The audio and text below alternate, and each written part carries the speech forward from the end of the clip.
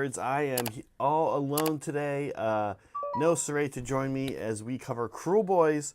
It is a cruel world indeed for myself. Do please remember to give us a like and subscribe if you are new to the channel. If you're jumping in, give us a subscribe. Try us out. We promise we think you will like most of what we do. If you're not new to the channel, or if you're new to the channel, do give the video a like. It just helps YouTube stuff. Okay, listen, today we're going to talk Kruleboyz, of course. I am, like I said, all alone here. But I do want to say a couple other things we'll talk about real quick. One, some updates to how commands work have happened here that we've been given by GW, Mr. Matt Rose. We'll talk about those towards the end of the show. Also, worth pointing out, the Nexus of Grief PDF is official. Now, we'll give it a quick look. We did talk about it on Saturday when we used the Nexus of Grief in our game. If you didn't get a chance to check out Saturday's game, I won't give any spoilers out, but it is the new Soulblight Gravelord stuff against Double Black Coach from Nighthaunt. So give that a look, and it was a great game. Okay, listen, we are going to jump right in. We're going to do something a little bit different for rankings today, which is I thought it'd be inappropriate to do rankings without Saray, since he is the lead scientist. So here you can see we've got the cities ones, but we're actually going to shut that down for a second. What I thought we would do for rankings today is just give it a look over, and I will personally voice my concerns of everything that I think Saray, the lead scientist, has done wrong since he is not here. So I'm going to be doing some whistle blowing, in other words, here today. Okay. Now, right out of the gate, I think this is the rankings. If you're new to the show, the way this normally works is Saray would be above me right there. Instead, we have an illustration of Saray.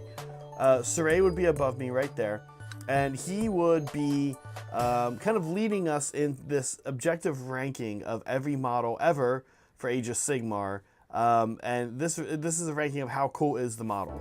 Okay, now, he's not here today, so what I thought we would do, like I said, is kind of look it over. I'm not going to change anything. This is being recorded. This is on air. He can go back. He can check. That would be unethical as a scientist, so I'm not going to do that. Instead, let's take a look. I want to voice some major concerns. First of all, Usharan. I want everybody to ask themselves at home one simple scientific question. What model in the Age of Sigmar range can scientifically defeat Usharan to take first place? Because I am curious if we'll ever see that model under the regime of Saray. So that's really important to think about.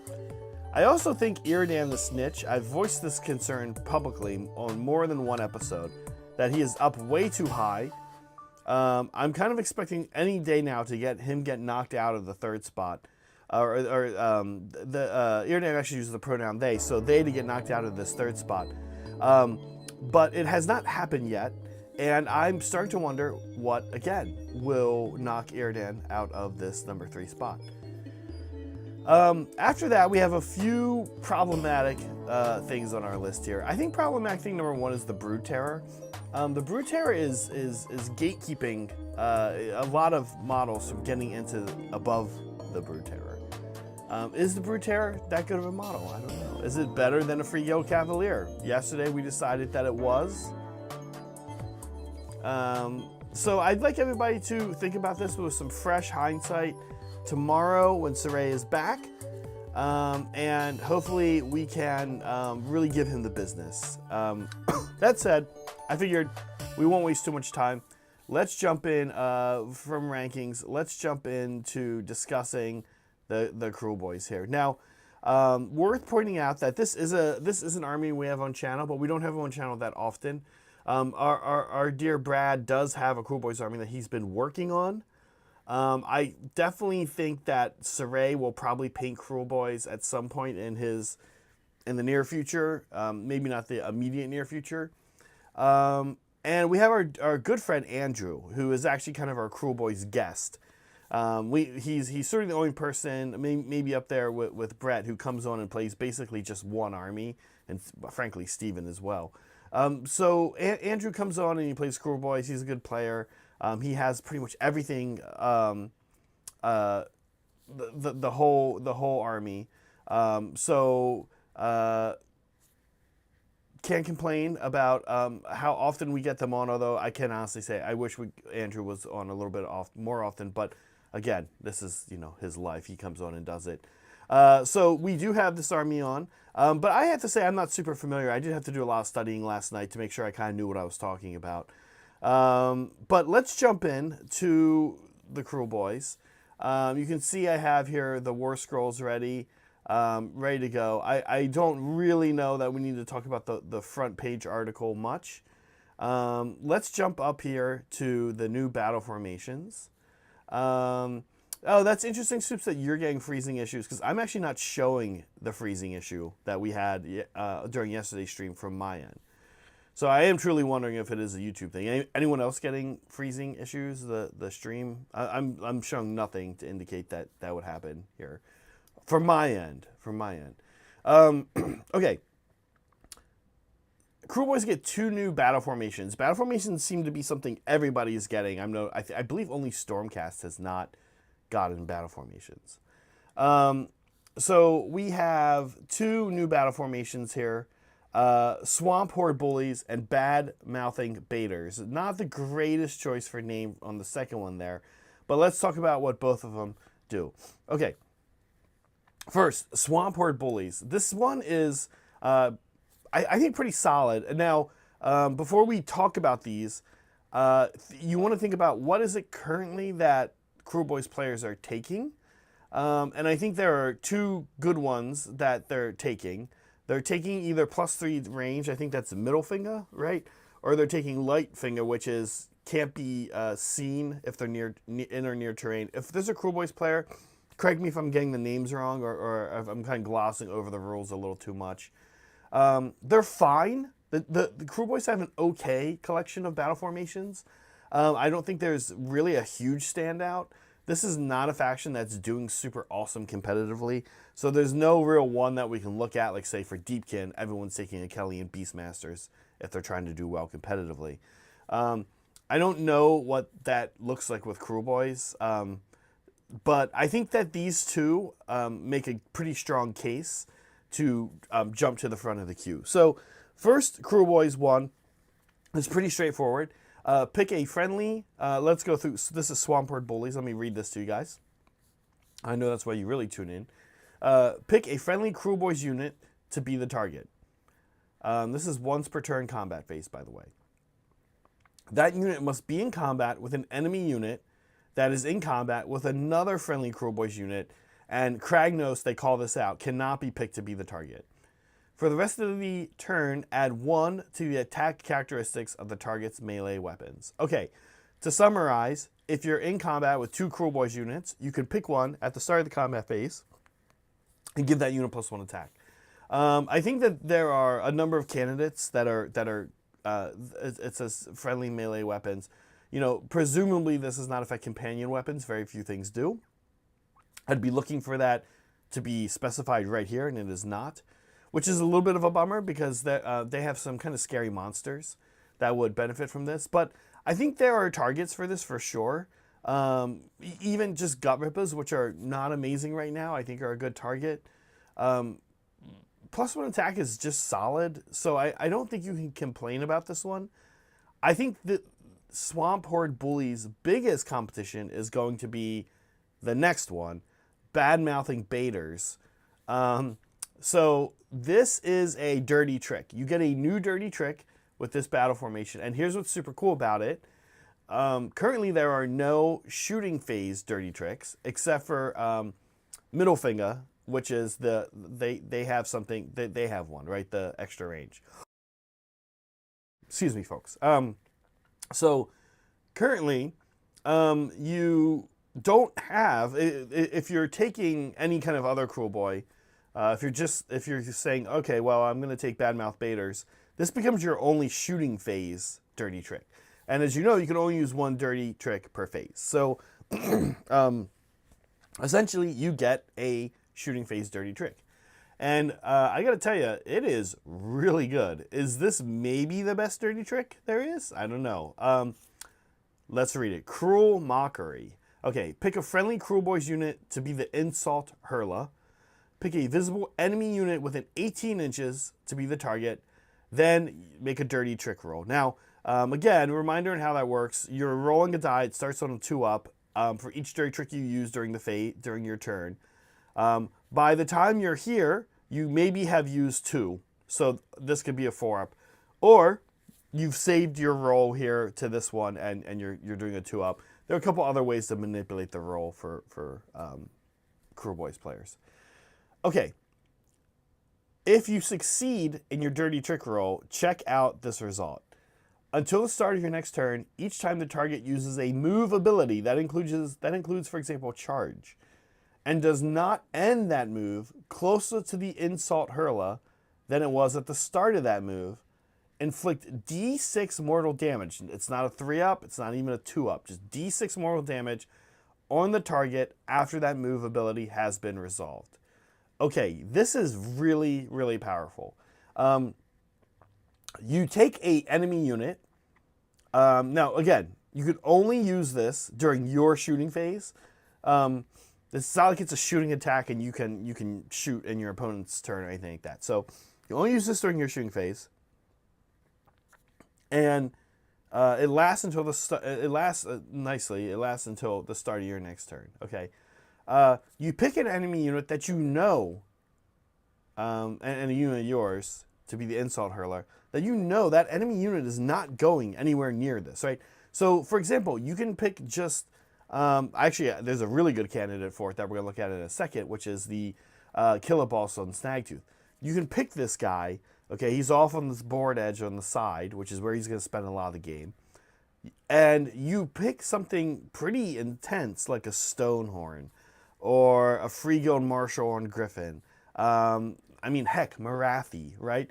You pick a target that you know your opponent is not sending a 3 Varangard, right? Chosen, whatever it is. They're not sending off to the side, right? They're not sending to go get the Insult Hurler. And your opponent just has to deal with, quite frankly, folks at home, most likely 2d6 mortal damage on that unit during their turn. This is crazy. This is so good. I mean, you basically are taking control of an opponent's movement and saying, more or less, I need you to move this way or this way, backwards, wherever. And Kruleboyz have teleports, by the way, to get to bad places, right? Places that you absolutely don't want to be as the opponent moving, right? And you say, cool, listen, you're just going to take D6 mortal damage unless you come back this way. This is really, really powerful. This is wild, I'll be honest. I think that this is maybe, I understand that it is a dirty trick and that means it's a, but again, by this point, it could be a 2-up, a 3-up, 4-up. It actually, I think, could be worse. But this is really powerful.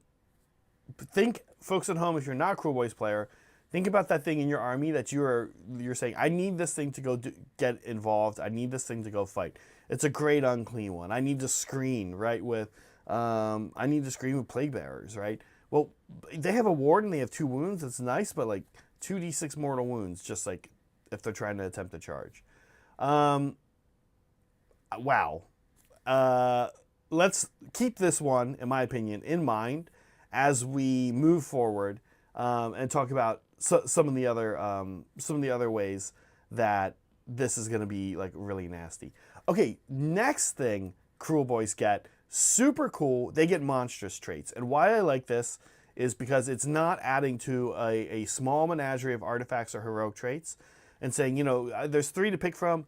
Now I need you to pick from these 6. You still only get 1. This is a new trait that you just get. These traits, if you played 3rd edition orcs, you will recognize them as the monstrous, as the mount traits from them, at least in spirit and name. So we've got Mean Un, Tough Un, and Sneaky Un. Interestingly, no Fast Un. Okay, so mean one, more or less, how a human would pronounce this. I don't do a lot of orc talk, as you guys might know. Add 1 hit rolls for attacks made with this unit's companion weapons. I mean, honestly, you would just, if that was the only one that was the option and you just had to take that one, you'd be like, okay. Think about some of the things this can go on. The Break a Boss on the Troll. Frankly, Corpse Ripper Vultures are okay.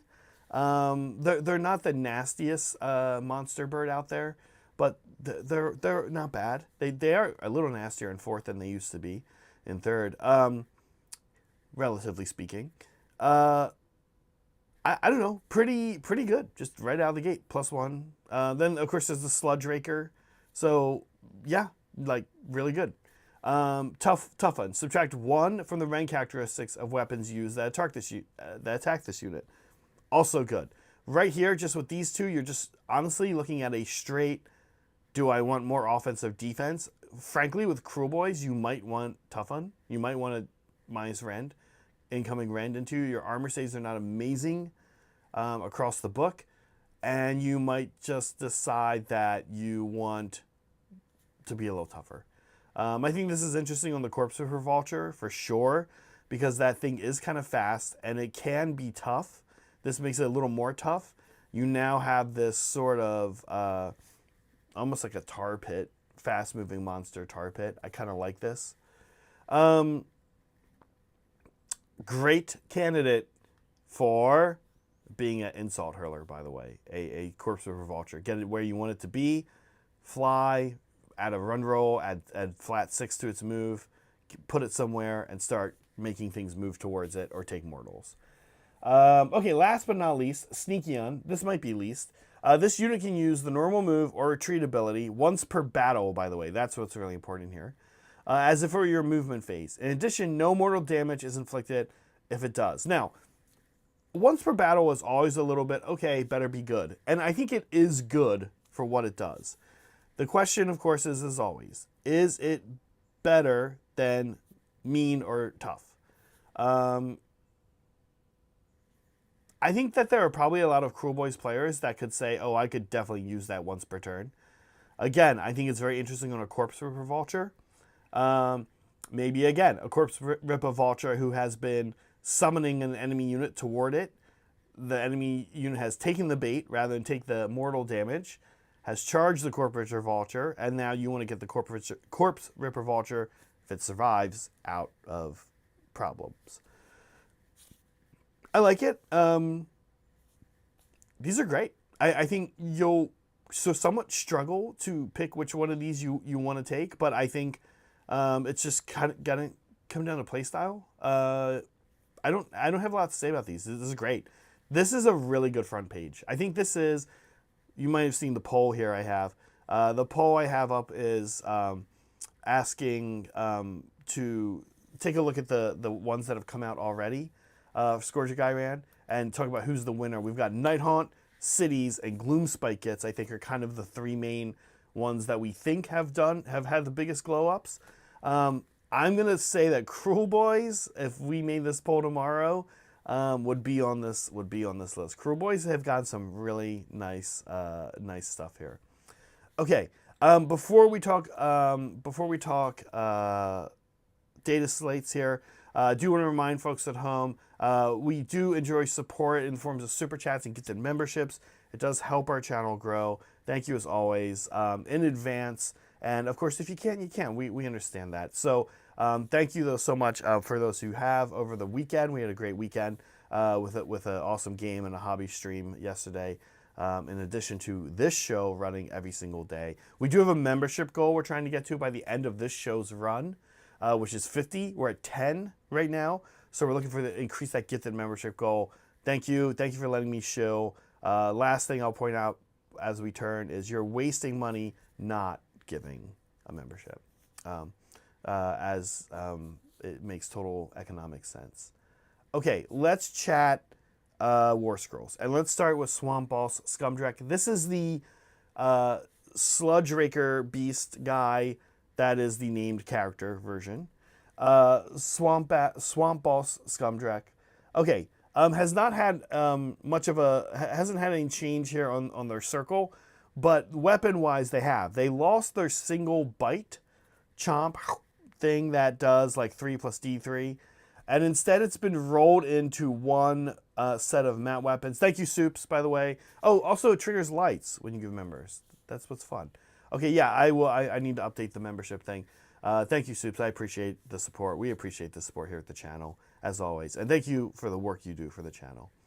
Okay, thank you, Meg. Also, I'll read this real quick. This is a good one. I can't argue here. Meg, who also works on the Hobby Collab, is an integral part of the channel. And also, full disclosure, my wife says, Zach, oh my God, you're the cutest guy on YouTube. Thanks, Meg. I appreciate that. Okay. Scumdrek. Let's talk about Scumdrek. Yeah, so his companion weapons have been rolled into this one set here, which is quite an improvement. 6 attacks, 4s, 2s, traditional monster stuff, Ren 1, 3 damage. Crit mortals. This is a little mini Marathi. I like this. It is a companion weapon. It won't benefit from a lot of things. It will benefit from all attack. It's a pretty good candidate for all attack. The Snatch a Stick for Scumdrek himself, also not bad. 5 attacks, 4s, 3s, Ren 1, 2 damage. Crit mortals also. This is a good smashy monster. This is pretty good.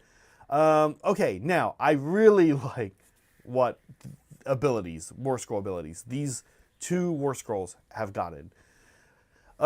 Previously, Scumdrek is this person that sort of helps Hobgrot Slitters. Now, I think that's fine, but the problem is Hobgrot Slitters were never really a thing that you're building an army around. They're actually an amazing unit. They're such a good screen. I know a lot of armies, Daughters of Cain.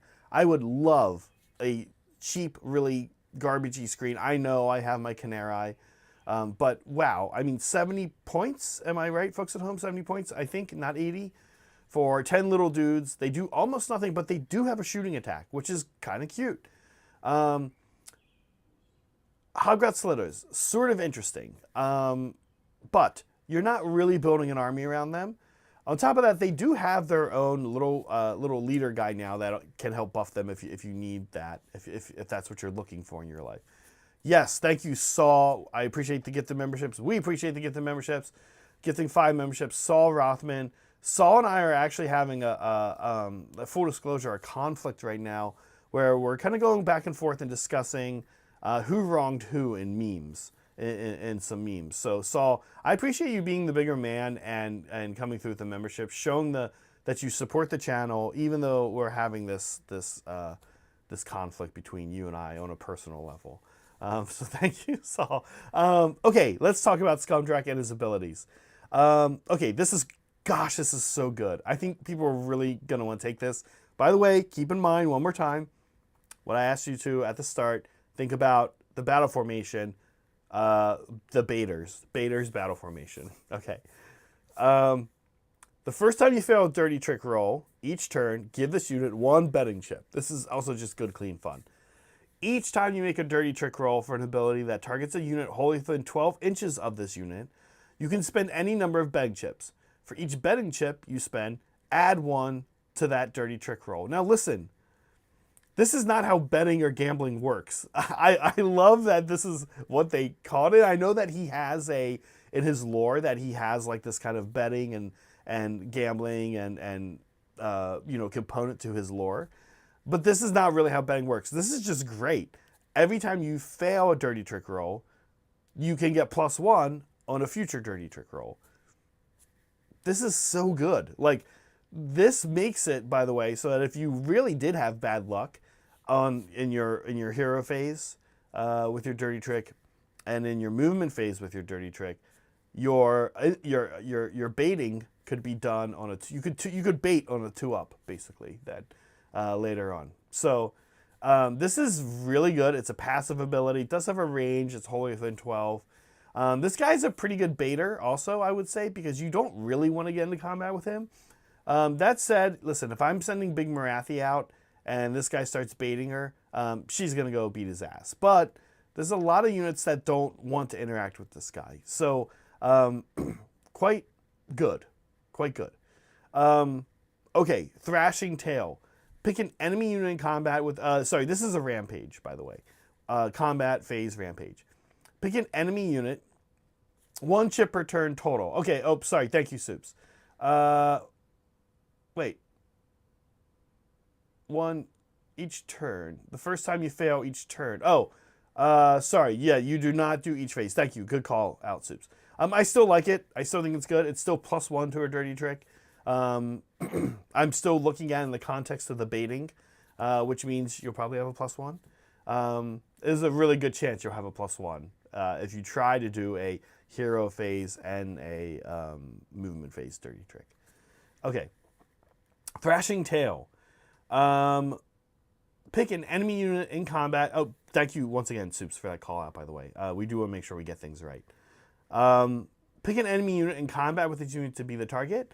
Roll a die. If the roll is less than or equal to the number of models in the target unit, so less than or equal to, for the rest of the turn, each time this unit uses an attack ability, if all of its attacks target that enemy unit, those attacks score critical hits on unmodified rolls of 5+. This also affects companion weapons. Okay, so this means that, not surprisingly, this guy wants to be fighting things that are smaller than him. That's kind of the Kruleboyz way. If you look at the stat line and you imagine these crit mortals on 5s against Chosen, against what else is out there with good armor? Any Stormcast, Iron Jaws, right? This is a good ability. This guy, I like to think one of my litmus tests these days is what can get through Ard boyz. They don't have a ward, but they have a 3-up save and 2 wounds each, and they're pretty cheap. This guy can kind of chew through some Ard boyz. He's going to seriously chew through Ard boyz. This is nice. Again, I really like this. I think that Scumdrek's War Scroll is one of the biggest upgrades. I don't think people are really taking him. Again, Kruleboyz players, let me know if I'm wrong, but I haven't been hearing about him or seeing him.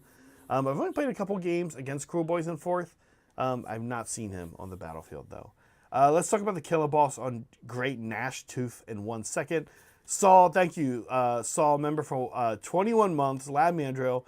Zach, I think you have me confused. Oh, yeah, I do. Wait. It's not Saul, it's Soy Sumer, right? Who is sending me threatening memes. Or not threatening memes, but just I would say Soy is creating a narrative which might not be 100% true. I think if Soy were to be honest with himself. Sorry, Saul. You and I do not have any beef. We're good. We're good, Saul. Thank you, though. Saul using his free Lab Mandrill Super Chat, Lab Rat Super Chat. Please use those, by the way. Don't use them or lose them. I don't think they roll over. He said, Zach, I think you have me confused with someone else. I've never made a meme. More people should join the Not a Caught. That's what we are, Not a Caught.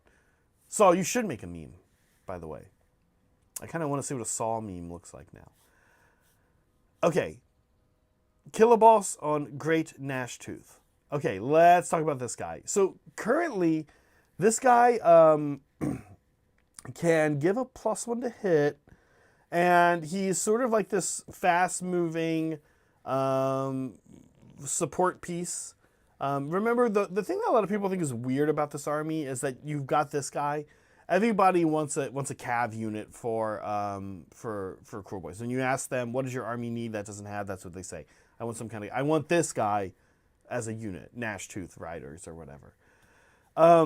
But you don't have that yet. And his role has changed, I think, to being a really interesting utility, uppy, downy, moving around that can slap a little bit. He's going to pick things off. And he actually literally can pick things off and has an ability to do that. His stat line is not changed. I did give it a look over. I'm quite certain it didn't change. The only thing I'm now wondering is if the crit mortals were there on the current stat line. But numbers have not changed. Between his Boss Skewer and the Gnash Tooth Jaws, we have not had a change. Okay, his abilities, however, have changed. I like these a lot. Again, consider this guy. What happens if this guy's an insult hurler? If this guy's doing some baiting. Okay. Prowling the flanks. Once per turn, your movement phase. If this unit is wholly within 6 inches of the battlefield edge, remove this unit from the battlefield edge, set it up within 6 inches of the battlefield edge, and more than 9 inches from all enemy units. So it's a teleport within 6 inches from 6 inches of a battlefield edge to anywhere else 6 inches of a battlefield edge. Okay, this is very nice. This is take their lands. This is that's the current GHB. This is take their lands. This is just movement, just teleporting. And again, you do this during the movement phase, and then you start hurling insults in the shooting phase. Really nice. Really, really nice. Like, great use. Great synergy here between all this. Okay. Next, I really like this ability too. I think it's gonna be a little tougher to use, but it is pretty nice. Okay, once per turn, any combat phase, not a rampage, but it is start of combat phase ability. Okay, it says pick an enemy infantry hero in combat with this unit to be the target. Roll 2d6. This unit, i.e. the Gnashtooth, the boss on Gnashtooth, can move a distance in inches up to the value of the roll. Then, if possible, your opponent must remove their infantry hero from the battlefield and set it up within 1 inch of this guy. He literally grabs an infantry hero and drags it somewhere out of combat with everybody else. So you are trying to grab a support character, take them out of the fight, right? You're trying to grab a Hag Queen, pull her away from 20 Witch Elves that are probably going to murder this guy. The Witch Elves might go, they're going to murder whatever they were going to murder, and then this guy gets at least gets out of the combat and gets to kill the Witch Elf, the Hag Queen, maybe, probably. In the case of a Hag Queen, they're a little squishy. But if it's a Stormcast hero or something like that, it might be a little tougher. Ogre hero, but it's good. I think you don't super care about it. It is nice, though, that it is sort of like what you want to be doing. You want to be targeting, I think, like this guy does want to run down small little units. That's what he's going to be good at doing. I don't know, folks at home. What do we think? Kruleboyz, I'm digging it. I'm digging these changes. Badmouth Baiters is just way too good. Going to be super fun to play against. Going to be super fun to play. And I think people playing the army are going to have a good time. For me, this is kind of up there as far as a good glow up goes. I don't think these guys are quite as good as Nighthaunt, but I'll be honest, I think I put them second. I think if I added them to this list, I think that they got almost as good of a bump up as Nighthaunt. I think better than Gits and better than Cities. Yeah, really nice. Really good ability. Yeah, exactly, Liam. They can pull people out of support range. Yeah, really, really amazing. I'm glad. Kruleboyz players deserve this. This is what they deserved. This is really good. Okay, now, also, we want to chat a little bit about commands. We got a little bit of an update on some changes to a couple commands. Before we get there, though, real quick, I did just want to show that, yes, the Nexus of Grief faction terrain rules are up as a PDF now. A couple things about these. We used them on the stream Saturday. I found this to be the best faction terrain ever. Yes, since my days of playing Sigmar, and only had one edition ago. But of all the armies I've played, of all the faction terrain I've had, I found that the Nexus of Grief was really strong. A reminder, one of them can teleport each turn. Very useful. Then you can pass out some healing. It's also got these shutdown command abilities. It's great. The teleport is really the thing. You'd be surprised what you can do with this thing as well. You can kind of move block with it. You're like, well, won't my opponent just charge it instead? Yeah, kind of. They can do that. So you can't just move block by putting it right in front of a unit, but you can do types of things like you say, okay, Prince Vordry moves 12. Let me put this thing exactly 12 inches from Prince Vordry's base in the direction I know he wants to go. And now he can still go right next to it. But he's going to, like, he can't land on it, so he's going to have to be back a little bit. He's going to have to be off to a side a little bit. Either way, further away from everything on the other side of the Nexus of Grief. So I do like this. I was able to do a couple cute tricks with it in Saturday's game. Check that game out if you like rewatching battle reports. It's somewhat entertaining. I will boast and say I think it's somewhat entertaining. Okay, let's talk about what Matt has told us about command points. It's really just a quick paragraph. They don't show anything. Alt attack and alt defense are the two most used commands in the game, and they're being updated. The former confers the same benefits as before, but it confers such at a price. That price is -1 to your save. Now, if you have read through Ravaged Coast, the narrative book, which is really cool stuff in it, we do still hope to get to Ravaged Coast on the channel. This is how it works in Ravaged Coast. This is actually if you're playing a game setting in Ravaged Coast and you use all-out attack, you get -1 to your save. That's it. That's like just a rule for that play pack. So they presumably tested this, which I think is kind of neat. It hasn't just come out of nowhere. So if you alt attack, you get -1 to your save. Now, I'm thinking of some units like I have so many units that don't use alt attack because they get +1 from something else. I mean, that's my 3 damage dealing units in the 3 armies I play the most are Witch Elves, Dreadscythe Harridans, and Eels, all who get +1 to hit for some other reason under most circumstances. So I'm not a big user of alt attack. But this is kind of a big deal. You really want to make sure that you are about to clean something up. Otherwise, you're -1 to your save. That's like not good. In case you guys are wondering if the -1 to save part was a benefit or if it made it not as good, it's actually worse to have -1 save. Okay, now alt defense has also changed a bit. When you use alt defense, it is really now against one particular attack. It is not all phase long. So I see this right out of the gate as a boon. Who is this a boon to? This is a boon to shooting armies. This is a boon to KO cities of Sigmar. You cannot really do the kind of like baiting. Speaking of baiting, you cannot really do the thing where you're saying, hey, start shooting here, I'll defend there. Okay, now actually I'm going to switch targets. Not a thing you have to worry about now. So KO can pick a target, and that person can say, well, I am going to alt defend in the shooting phase, but I have to pick carefully against what enemy, boat or thunderers or whoever it is, when it's coming, I'm going to have to actually give some thought into that. I can't just say all phase long +1 to my save. I think it's kind of a big deal.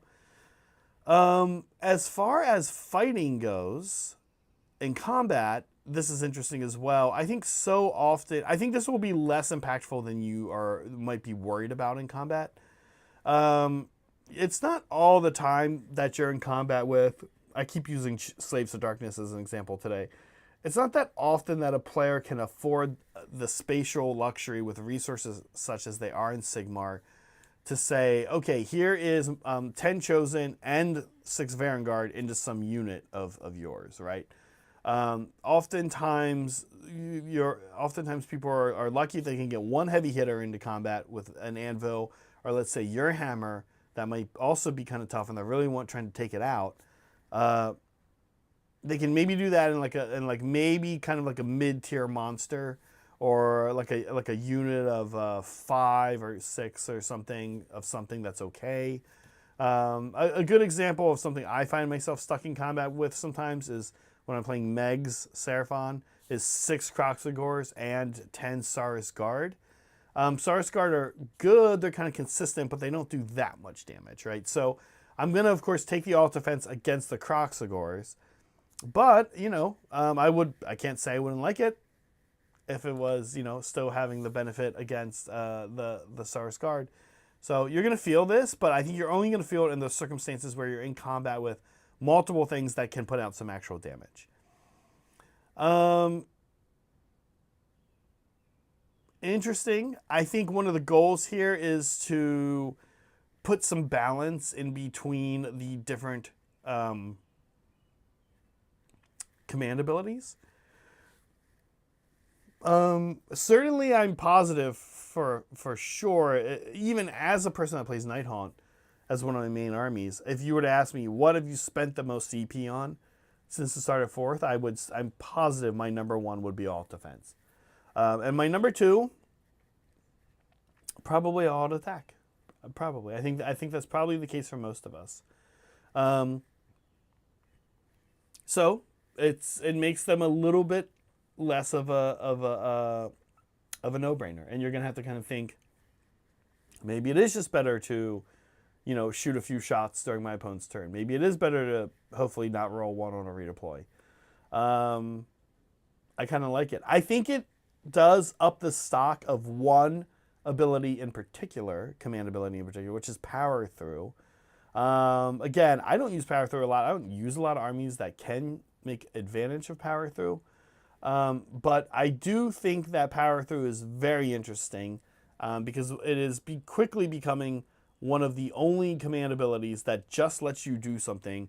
Doesn't have a risk. It doesn't go off on a certain number. You can't really need to roll a 4 up on a one single die and you end up rolling a 1.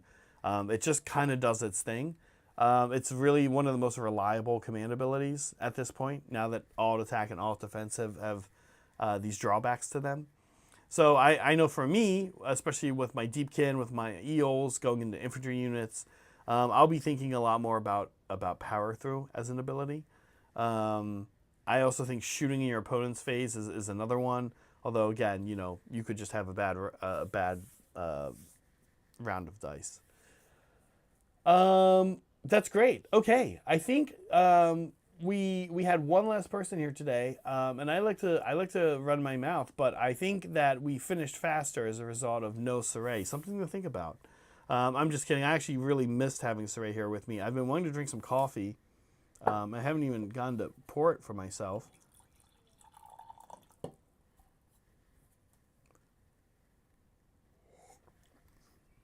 Okay, that's good. Okay, I think we can discuss the poll, and we can wrap things up here. So, the poll, Scourge Of Ghyran winner so far. Nighthaunt and Gloomspite gets tied for first, with Cities coming in second. End poll. There we go. Okay. I gotta say, I think Kruleboyz, I think that they're maybe better than Gloomspite gets. Not that they're better than Gloomspite gets, but these updates I think were really impressive. I'm super happy for Kruleboyz players. Okay, now for our clue for tomorrow, they say make sure you return tomorrow. The article will be quite humorous. They made a pun, a bone pun. So yes, it is probably Bone Reapers, Liam. I would agree with that. And I think that that's it. Thank you, folks at home, for joining me on this. I will update the membership thing. Thanks to Saul. Thanks to Soups. And as we like to say, be kind to each other. Be kind to yourselves. Always be creating. See you, folks, tomorrow.